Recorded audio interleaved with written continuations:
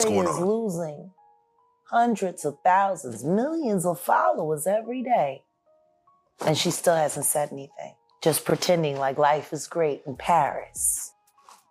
Is it her place to say something? I mean, probably not, considering she's gonna be indicted for anything she would say. These are criminals. Diddy is a dealer, and so is Jay-Z. The proof is there. Beyoncé is losing hundreds of thousands, millions of followers every day, and she still hasn't said anything. Just pretending like life is great in Paris. Is it her place to say so? I mean, probably not, considering she's going to be indicted for anything she would say. These are criminals. Diddy is a drug dealer, and so is Jay-Z. The proof is there. Aubrey O'Day is back to exposing Diddy again, and this time she's coming for Beyoncé for her alleged involvement in these freak parties along with Jay-Z. Aubrey has been around Diddy all the way back to his Making the Band days, and word on the street is he tried her out too. So, if anyone knows about the people who were helping him out, it would be her. In fact, it was rumored that she was going to testify, but she later came out to confirm that she wasn't. But baby, that doesn't mean she's keeping her mouth closed. She is still on the internet talking, and the latest person she exposed was Beyoncé. Beyoncé has already been on fire for a while now for allegedly getting her back blown by Diddy and covering up his crimes along with Jay. But the last thing we thought was for Aubrey O'Day, of all people, to also step in the chat and expose her. When I tell you this Diddy case keeps on giving, I'm not even playing. Now, as I said, Aubrey has been on Diddy's neck from the very start of her days in the popular girl group Danny Kane, which was signed to Diddy's fraudulent record label Bad Boy Entertainment. The group was made up of 5 girls: Andrea Fimber, D. Woods, Shannon Becks, Dawn Richards, and Aubrey O'Day. And word on the street is he was trying to them behind the scenes. At the time, the girls were happy to get signed, especially to someone as big as Diddy, because they actually thought he was going to make their careers big, but it didn't take long for them to realize none of that was going to happen. What really got people was the fact that even though Diddy was mistreating all the girls and sometimes even embarrassing them on national television, Aubrey was the only one brave enough to stand up to him. What do you want to look like, though? I'll tell you. What do you want to look like? I'll tell you. I'll tell you. I'm not focused on me. I'm focused on what this group should look like and how I should fit in this situation. You like big hair, though. You do like big hair. You like big hair. You like a lot of makeup and all that. Actually, I don't. I don't like big hair. I don't like certain makeup. I'm very flexible with what you want to do. And I've worked with everything that you've thrown on curly whatever. I'm not here in a group to have curly, straight, big makeup, whatever. I'm here in a group to sing with my group, and that is all I care about for real. Maybe you just don't get me, and we don't. Aubrey said Diddy was intentionally pitting them against each other to cause misunderstandings in the group so he could have better control over them. If he was able to break them apart, then it would be easier for him to control them and have them see each other as competition instead of as a team. The stories that we have to tell during a time in music where there were gatekeepers, there were people that owned labels like Puff running things, and the way that the divisions and the divisiveness occurred, and the things that we experience between each other and us against the system are insane.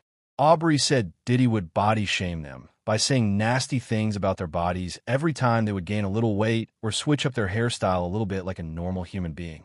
He treated them like his personal dolls and controlled every aspect of their life. And of course, the only one who had the guts to stand up to him was Aubrey. It's everything you could imagine why somebody would want to fire somebody. I wasn't willing to do what was expected of me, not talent-wise, but in other areas. So, it's difficult when you're that young to understand your worth as a woman through the men that I was around. And that was very traumatic. I don't think any of us have healed from that. Diddy would be like, "You're not hot anymore." Like, what happened? You don't have anything, like you don't have any curves. You're looking like you're not looking like I can't get people to think that you're my good-looking person. And there was no Me Too at that time. There was no protecting anyone at that time. You signed 1 million NDAs and 1 million contracts that took away all your rights. So Aubrey said Diddy would also try to convince the girls into freak-off activities against their will and would brutally, verbally, and psychologically mistreat them when they rejected his freak-off advances. In fact, Diddy's former bodyguard, Gene Dow, said he overheard Diddy talking about how he was going to the girls and them out to his guys to have their way with them. 'Cause I heard him, and I'm giving you this, Aubrey. He stood up there, and he said in front of a lot of people, we were in the studio, and I said something to him and walked out the studio. He said, yo, I'm a South, and picked them out to my, he said, I'm of them out. I'm gonna get them all on, and I was like somebody kids, and walked out, and it's somebody that heard me. It's somebody that heard me. I mean, well, it's not only somebody that heard me. It's somebody that I know who was in the studio at the time that happened, and I still talk to him today. And we were just talking about that the other day. He didn't move back to Indiana. I don't know why. I'm going to give you that one. He said he was going to them all out, and them out, child. Anyway, you better buckle up, because it gets even crazier from here. Apparently, Diddy tried to get ahead of Cassie's lawsuits by sending out NDAs to his old artists, including Diddy Kane, for them to sign in exchange for the publishing rights to their music, which he's kept himself for decades and made millions out of.